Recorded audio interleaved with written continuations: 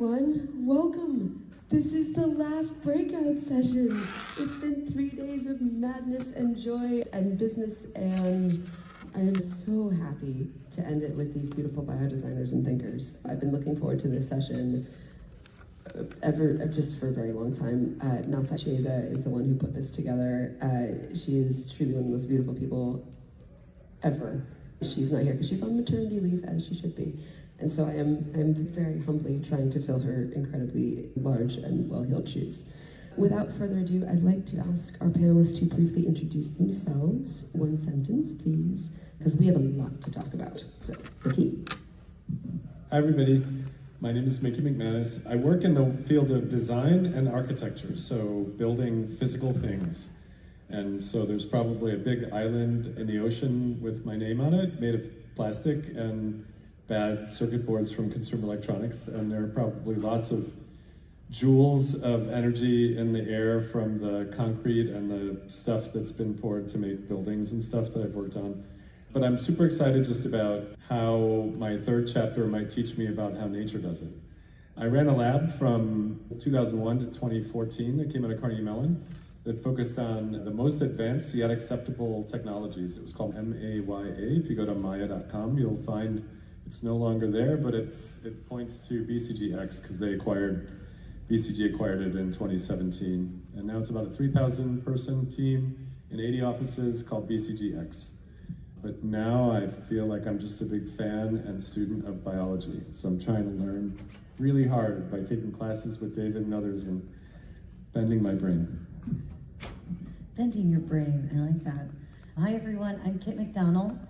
I have spent the majority of my career at the intersection of biotech, design, and climate, really working in a lot of sticky middles of those things and really getting conversations and action and products and projects going across those different places.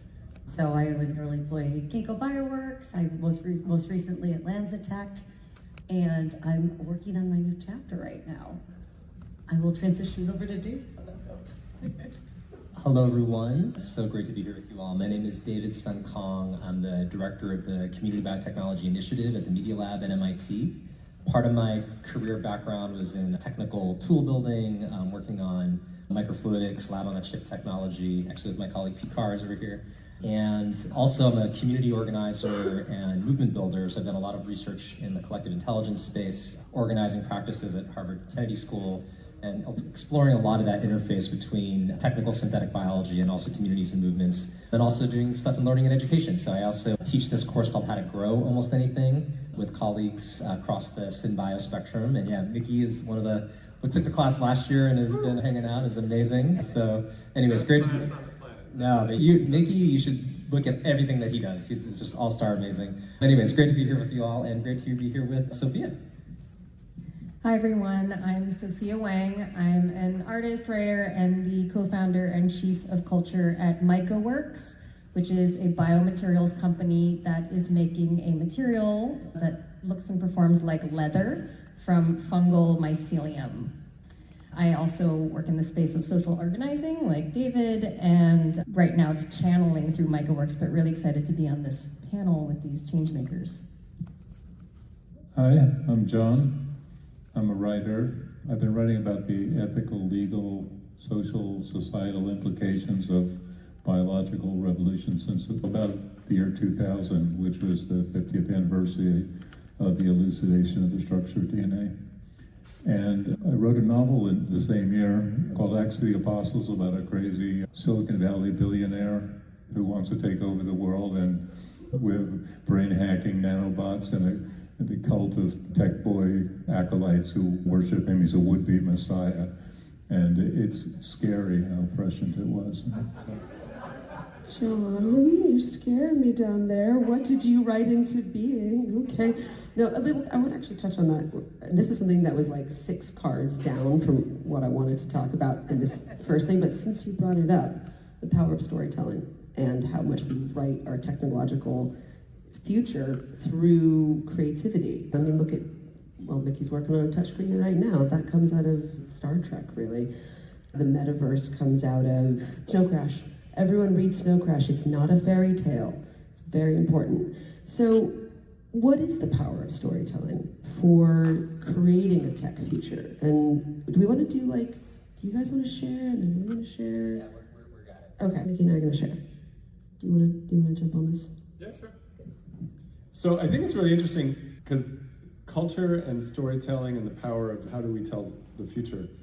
I think one aspect of it is that we're always becoming. We're always trying to create a mythology about ourselves or about our company or about our society or culture, and we're prototyping it all the time, and we're faking it till we make it sometimes. So we try to invent ourselves. And when you're building a culture, you're telling a story about what you believe, your manifesto, and then you're trying to say, okay, how does that show up every day?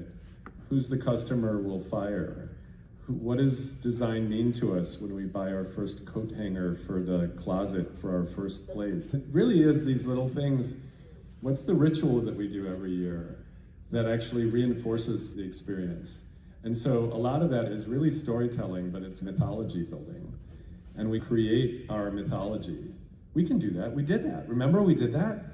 We can do that. And so part of it is a becoming. And I think that's maybe the piece I would say to this. And maybe the last bit here is I do an awful lot of products and communities from the future, where you run into the future and you make a really mundane, boring product that you'd find like at the convenience store in the airport in 2045. And that, because it's so mundane, you don't think of it as the future anymore.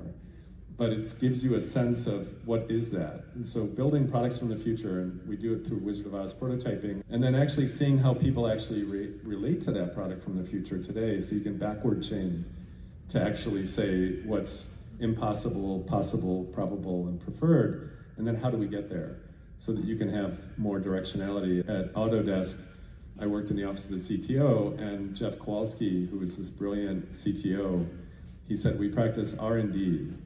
And I was like, I understand R&D. What is R&D? And he said, it's risk and determinism. We take on the risk the rest of the organization, a $50 billion market cap company, can't take on. And we run way into the future with our most extreme customers, like Jim Cameron, who's trying to make this crazy thing called Avatar, and we write code for him, and then we backward chain to today, so that we have determinism, so that we can help the company guide itself to the future and help guide the industry to the future. And I just love that, because it was such a weird twist. And I think that's storytelling too. When we had a biolab, executive assistants would come up, do you know that we're doing CAD for biology? And I'm like, I have no idea what you're talking about. And then of course Andrew Hessel walks in and things get weird. So I think it expands the mythology of what you think is possible when you suddenly have that, and everyone has that. So that's part of the culture. Excellent. Yeah, just start chipping in here. Sophia, do you want to jump in on this? Sorry, you prompted me?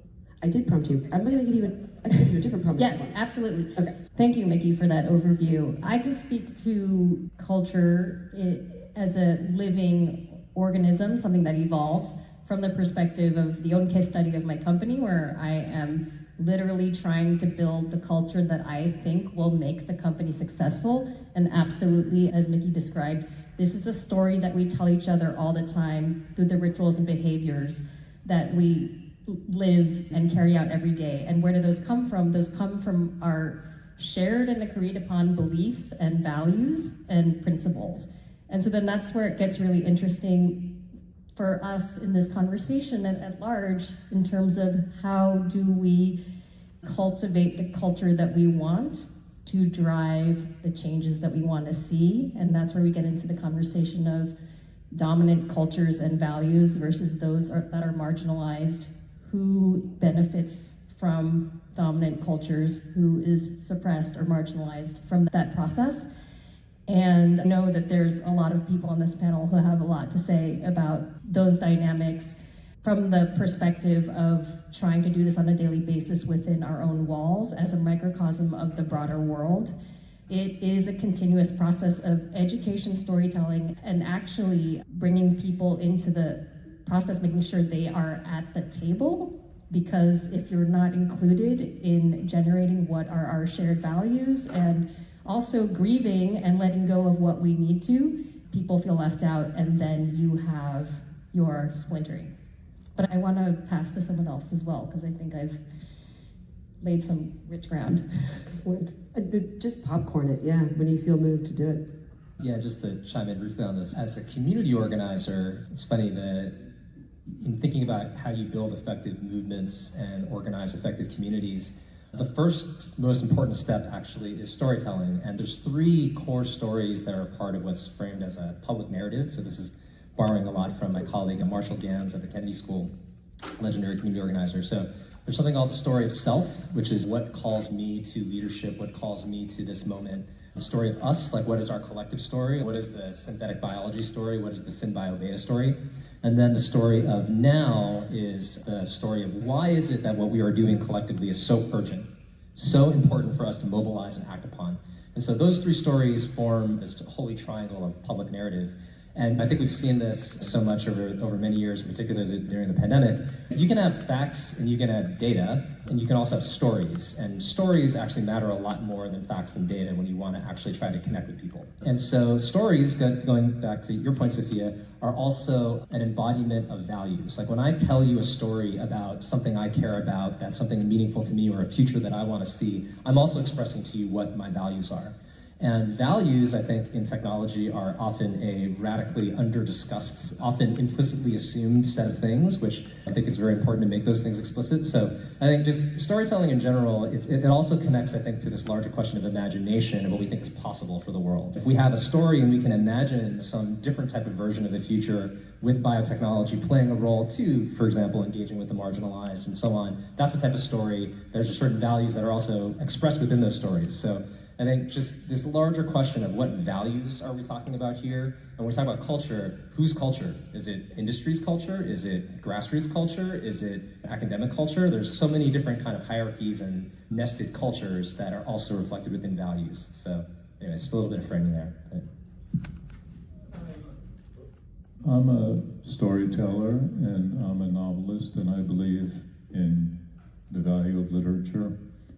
But I was also a firefighter for 10 years. And it seems to me that our house is on fire right now. There's a war going on science. The National Science Foundation is being eviscerated. We have an anti-vax wackadoodle who's the head of Department of Health and Human Services. This is in the United States, but it's a worldwide anti-science movement that's going on. And I don't have to enumerate all the instances of it. It's out there and it's real, and they may win, the anti-science people and the fascists. So the more urgent question, David mentioned what to do that's urgent. I think we should all be thinking about what we can individually be doing and collectively be doing to address the situation. And this is about the 4th time I've been to a SynBioBeta. And John Cumbers actually invited me to give a talk on art ethics and synthetic biology in like 2017 or something. So this is, it's a familiar topic for me, but I feel everything has changed. It's scary times out there, and I think we need to be talking about the urgent reality. But anyway, I came out here expecting to find this topic not discussed at SynBioBeta, and I have not heard it discussed unless I brought it up with individuals in the hallway. So that's just an observation on what we are doing as a community to tell the stories about what's going on. We're ignoring it. So that's all I want to say about that.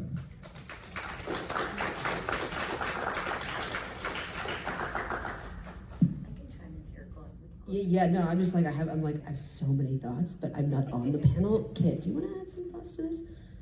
I can go to other questions. I have lots of questions. Yeah, I think tie things in. Sounds good.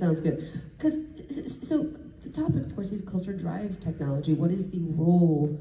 We've talked about storytelling because I skipped way to the end of what I wanted to talk about, but I really want to circle back because you've brought up really important points of the stories that we tell. We have a story right now in the public sphere that science is bad.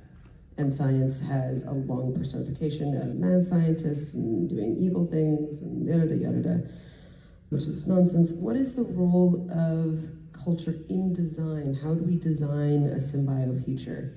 And how do we think about that intersection across the consumer, the market, capitalism, our political system that is crumbling beneath our feet, and of course our role as creators in this room. So yeah, easy question, Kit.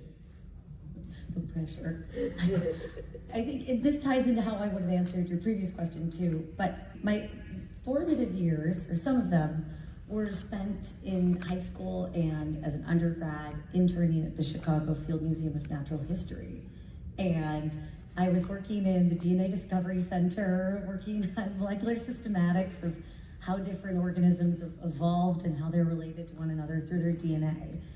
But the laboratory was on display. And so we were encased in glass. And we would have to talk to the scientist hour every day where we put on headsets. And you would have all sorts of people coming through the museum. Kindergartners who'd look at the oversized double helix in front of the lab and say, what is DNA? People who went to Disney World and there's apparently some fake lab there and they're like, are you actors? And playing with liquid nitrogen. But then you'd also have people like retired geneticists who wanted to come discuss curators' papers. And one of the best things about working in a museum context like that is that it's this heaper of such visual evidence of the world around us. And so I was working alongside people that were researching ants, lichens, birds, ecto and endoparasites with mammals found in Uganda, like really niche things. But the coolest thing was that, and I kind of want to talk about products and things too and how those really are embodied values, but I think the way the museum did it was very much seeing as believing. We'd say, go look at the dinosaur skeletons over down the hall, go look at the Hall of Plants, and you can see all of this biodiversity and really see how different organisms might be related to one another. And the way the exhibitions were set up was so intentional. The stories that were told in the captions, but also the way that it was laid out. You'd go through and see the giant sloths, and then you'd see that they got really small again, and you wonder why. And I think that it was really formative for me as a tool for always cementing the work that I was doing, even with climate deniers too, that would come through and saying, I don't know if this is answering your question, Fiona, but who was it again? I threw you a giant mouthful of stuff. I was like, I would like the... I'm rambling. No, I want the intersection of product design, biodesign, okay. capitalism, Okay, and consumerism. I'll take it home. But so a lot of what I have done since the Field Museum has really been rooted in taking biotechnology and putting it into products, whether they're speculative products that give people a chance to react to something before it hits the store shelves. Do we want CRISPR babies? React to it before it happens. But also, most recently, I was at Lancetech, which is a company that captures carbon emissions and with the help of bacteria, converts those into different commodity chemicals. And so we hold up a pair of yoga pants from Adidas and say, these were carbon emissions. And instead of going into the atmosphere, they became pants. And then people go, how did you do that? Tell me about it. So anyway, I'll stop there. But I think there's a vessel element to products or the built environment, or not the built environment, or built things, exhibitions. Okay, I'm gonna stop talking. No, this is good. Mickey, I want to bring you in on this because I'm calling on you because you have brought up a few different points in our prep call. I'm trying to pull all the threads together because we actually need 7 hours for this conversation, so I'm trying to do as many important points as possible. But it's the role of the consumer and the concept of, as you say, you designing these beautiful products. But even at Lancetech, what happens to that jumper? What happens to have a Lancetech shirt, but what happens to it when I'm done with it? It's been consumed, and then what happens? And what's the role of design within that? It's almost a weird thing that we all accept the fact that we call ourselves consumers. And that when I was an intern in Chicago getting a degree in industrial design, I worked at this place that had been started in the 40s after World War II, and it was this designer, well-known designer in the mid-century, who worked with automotive and boat makers and vehicle makers and stuff. And he came up with this crazy idea called the model year. And you would have a model year for your car, and the framing was called planned obsolescence. So I have a t-shirt from when I was an intern there at Brooks Stevens that said planned obsolescence, because that was his claim to fame, was that he helped people figure out how to plan obsolescence. How do we make you desire the next model year because this model year is not good enough? And it was the rise of the 20th century was really a shift from this mercantilism to consumerism, where we would embed high profit elasticity and revenue elasticity by actually imbuing things with some value that then degraded, and you had to get the next one. And so now it's just a common thing. We all accept it, that there will, even if I have the best toaster in the world, and I'm pretty sure I do, and it's from 1942, and it's called the Toast-O-Later, because back then everything was O-matic or O-later, and you just put toast in and there's a conveyor belt, and you watch it go by, and then it plops out and falls onto the dish. Pretty sure that's the peak of toasting. It just works. Why didn't we stop? Why didn't we stop there? Like, we're done. Why don't we go, we've solved toast? And it's because people can't help themselves. And so there's a part of this that is just the human motivation. Like, we can't help ourselves. We are tool makers, we are tool builders, we are tool users. It's fundamentally a part of us. Technology is a part of us. And technology is capturing of some phenomena in the universe for some use, whether it's a cell capturing a phenomena to eat and it's capturing sunlight to turn photons into something, or whether it's me capturing some lightning bolt and making a fire and putting it together and calling it a campfire, and then someone else picking up that form and function and exapting it to a new function, like picking up a log and walking into a cave and going, now I've got a torch. So technology was around long before science. Science came much later, where we had form and function already and we had exaptation, but science was actually about fact-finding and explanation finding, and then it generalized to like E equals MC squared was a cool compression algorithm for a whole bunch of weird explanations and facts that we found. And in the middle there is culture. In the middle is question finding and need finding and solving desires and needs. And W. Brian Arthur wrote this beautiful book that I think is essential for anyone who even says the word technology or science or techno-science. It's called The Nature of Technology. And he looks at the actual organic nature of technology. And what he shows through large-scale studies, he's from the Santa Fe Institute, is he shows that effectively there's evolutionary punctuated equilibrium in how technology works. And technology is very brittle when it's developed, and it's wrapped around with older technology to actually help it like a newborn child.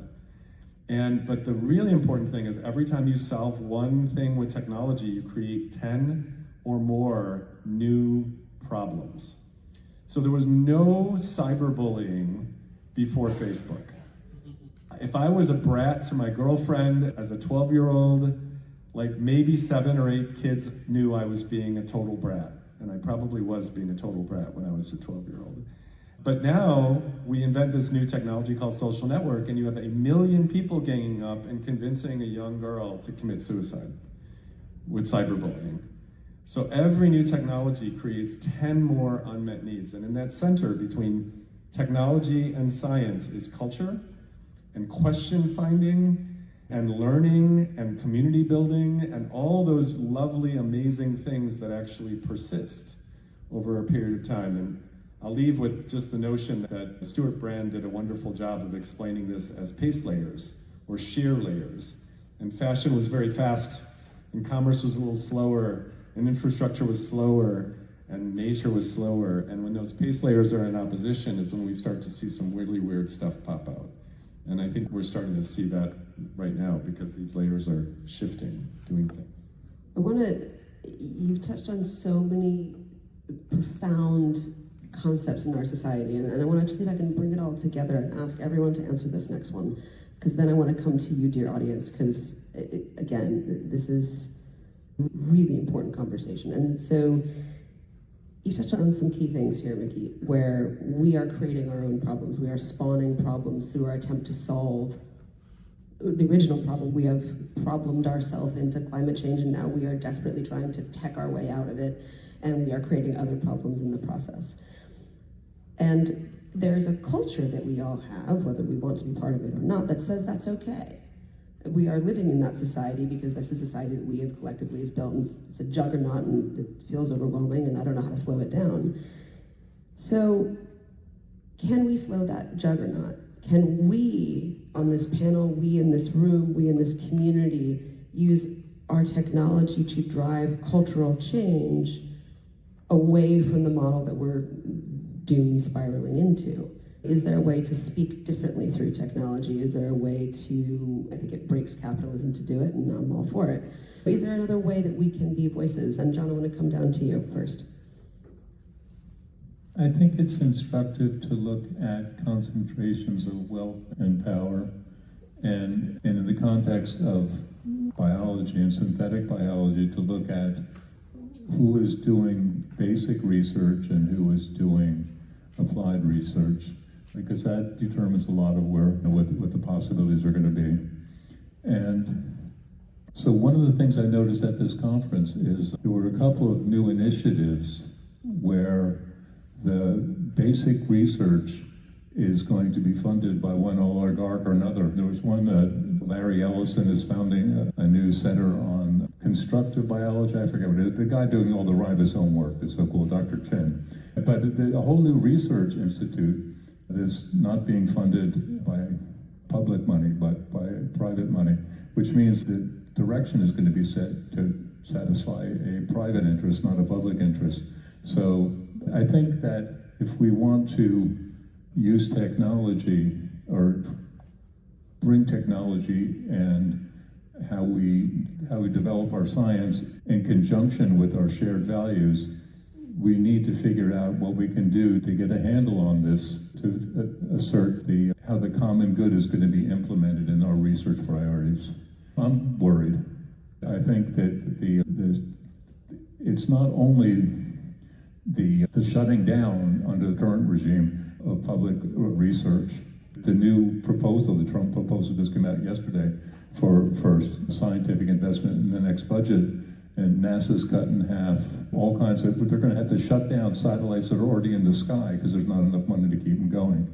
And things are pretty extreme. And so in that context, when I see that the research being done on bringing back extinct animals, which sounds like it could be really fascinating, the dire wolf story, that's funded by a billionaire. There's all kinds of major research initiatives that are going on, but not like the space program or not like the Human Genome Project, but by privately held entities. I think it's worth us taking a look at that and saying, what do we need to do, if it really matters to us, to reassert that research done in the public interest needs to be controlled by the people. That's fantastic. I want to ask everyone down the line, first of all, thank you, John. Thank you. Mickey, I know you have something that directly follows on that. Do you want to do that first, or do you want to just go in order here? Let's go in order. Big job to do. So I just want to start my remark by circling back to how Mickey started his last statement, which is the fundamental unit and assumption of individuals, all of us as consumers. And so this, of course, touches back on what are the baseline values and beliefs in a culture and how do we want to shift that.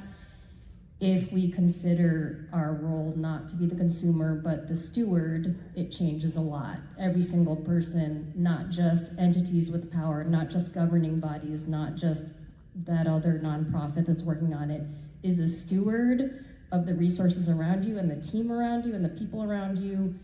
It changes the frame. And so, as you were speaking, John, I was thinking about the intractable problems of the current culture wars and political wars.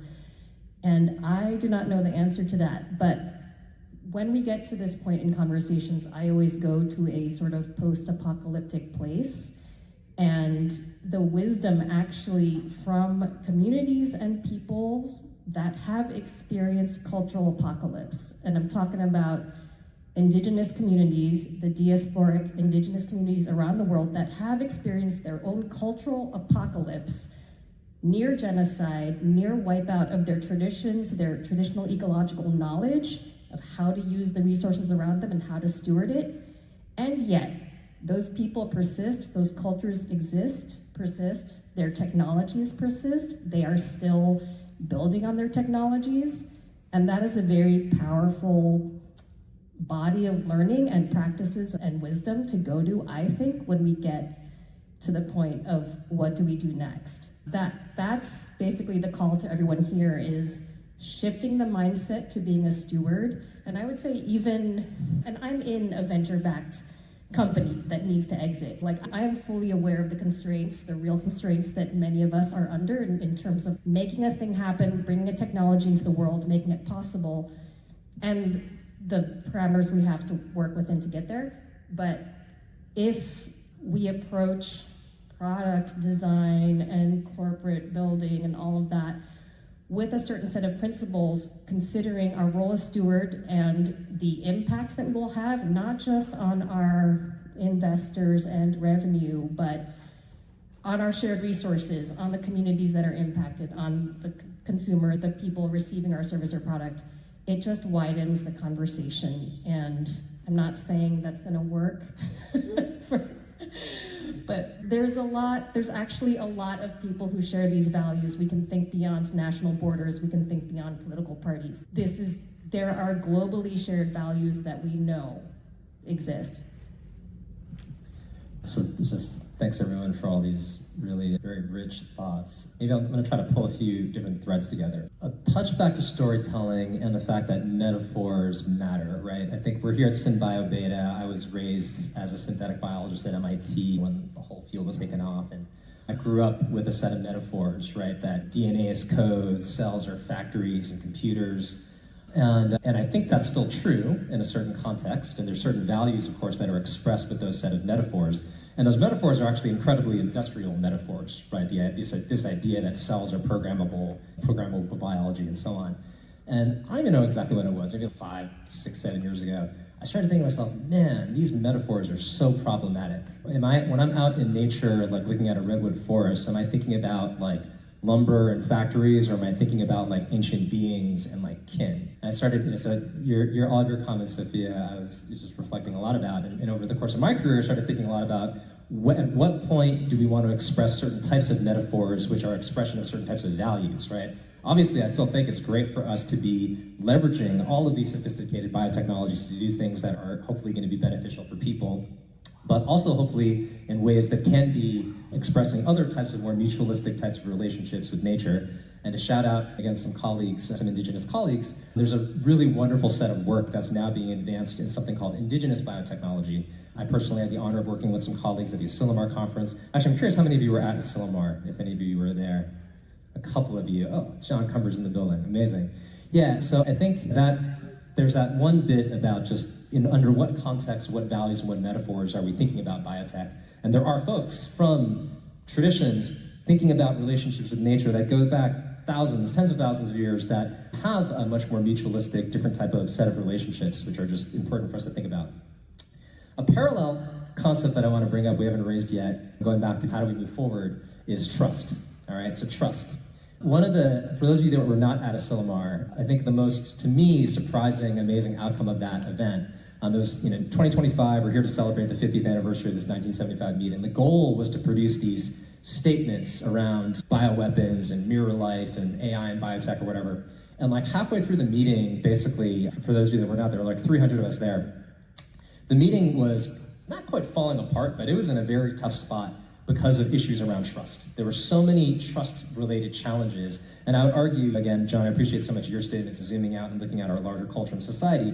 We're facing this like mistrust epidemic, right? It's like we're in this incredibly atomized, isolated society where our abilities to navigate trust, I think, are so impaired.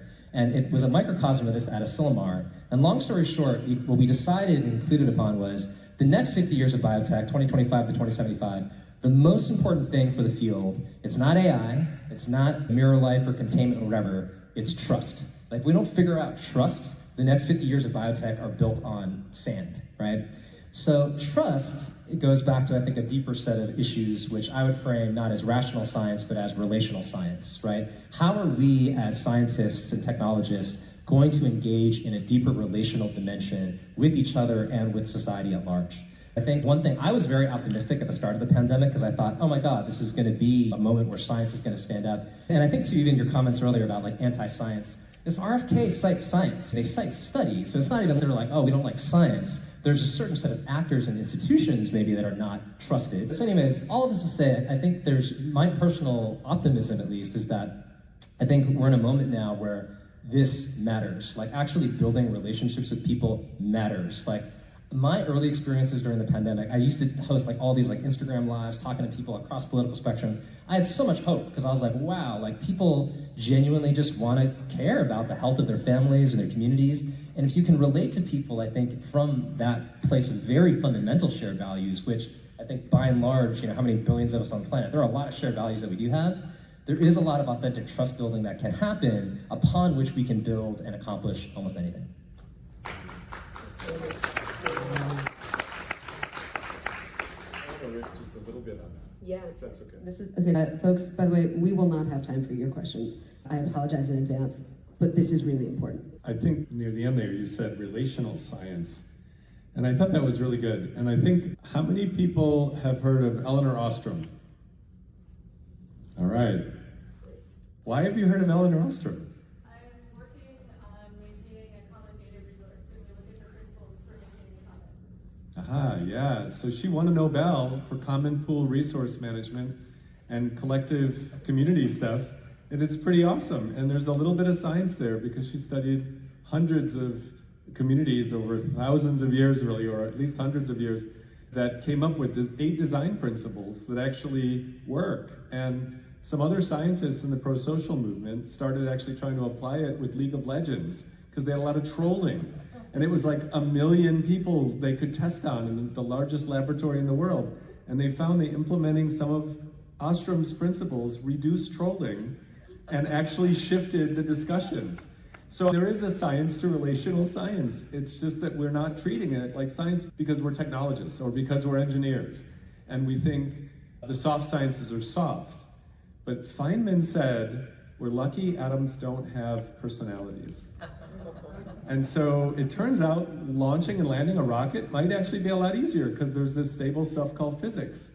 But there are like 192 biases listed on Wikipedia that are just biases that are shortcuts that we developed to stay alive, maybe when we were hunting mammoths, but not so great when we go to Las Vegas because we seem to always lose.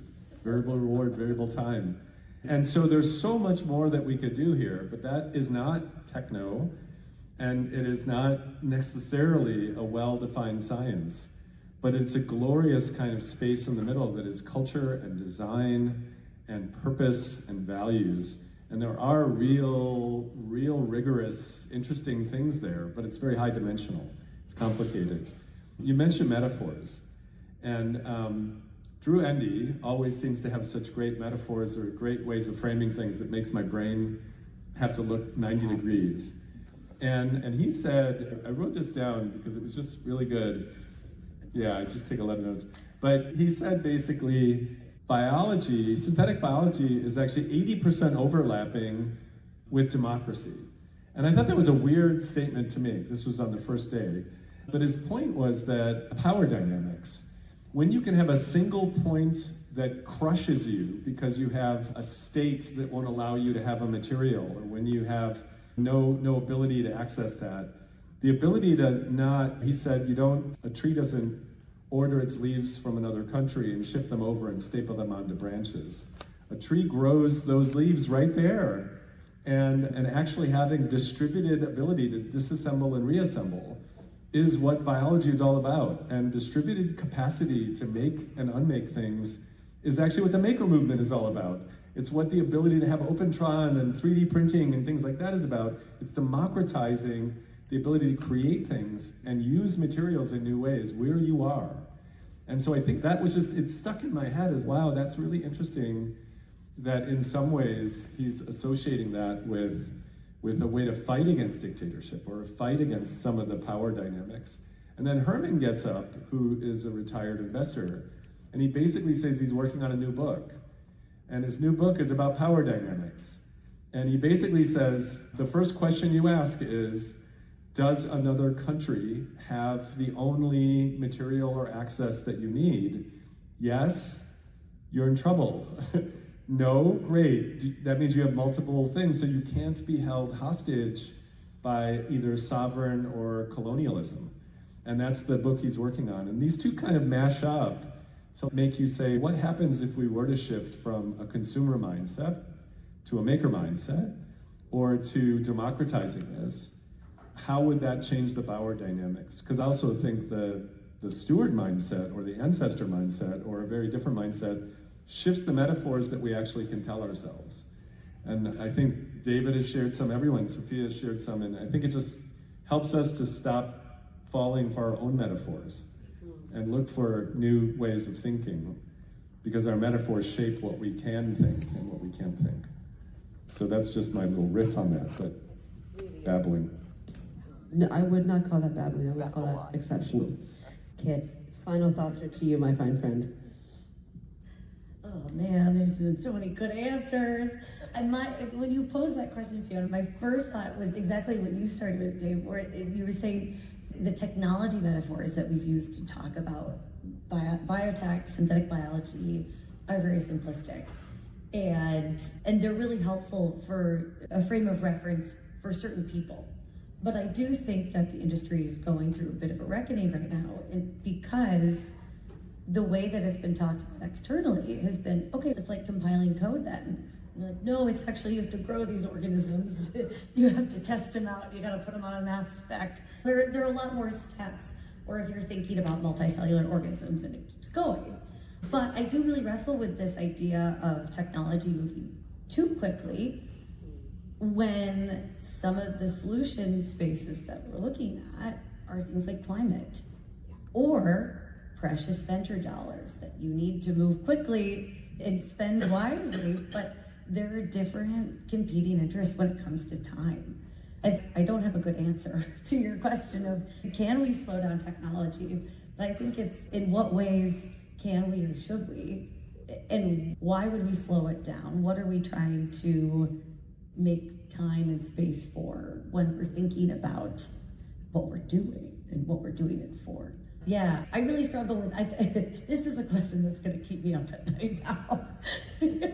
That your frame is gonna keep me up at night as well now, because I'm like, yeah, because we're running out of time, but we also, we as a species run so fast that we break our own home. And so how do we, as a species, move as fast as possible and not break things? And we've not been good at that before. And I'm just opening another can of worms right there, but we are unfortunately out of time. I would like to just do this for hours, and I think this is its own conversation that our community needs to have more. And John, you're right, it's been too quiet. And I sincerely and deeply thank each and every one of you for all of your thoughts and all of your wisdom. Thank you very much.